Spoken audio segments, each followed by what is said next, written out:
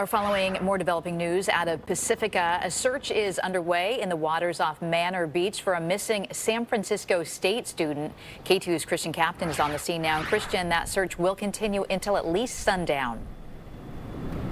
Yeah, that's what rescue workers are telling me right now. And there are also some team members here from San Francisco State University's wrestling team. They're also telling us that this was a member of their team. That recovery operation still underway here in the waters just off Pacifica. Coast Guard helicopters and search boats cruised the water offshore at Manor Beach in Pacifica, looking for a young man who went into the water here at around 10:45 this morning. Yeah, we had a full response come out, do a full search, worked in conjunction with the United States Coast Guard as well as CHP. They brought a helicopter out, did a quick search before the Coast Guard arrived on scene. So we got really a lot of eyes and a lot of people here to conduct a full search. Just unfortunately, we haven't come up with anyone yet. At this point, we have very little information about the man they're looking for. San Francisco State University released a statement this afternoon, reading in part, quote, "We are aware of a search for an SF State student in the waters off Pacifica. The entire SF State community is hoping for a safe recovery." We did see several members of the San Francisco State wrestling team who tell us that the missing person is a friend of theirs, but did not want to talk beyond that. Firefighters say there are strong rip currents in the area that can take down just about anyone, even an athlete in good shape. According to those familiar with the beach, it drops off dramatically just offshore, and we saw evidence of a strong rip current here when we arrived. The person was last seen in the water just below here.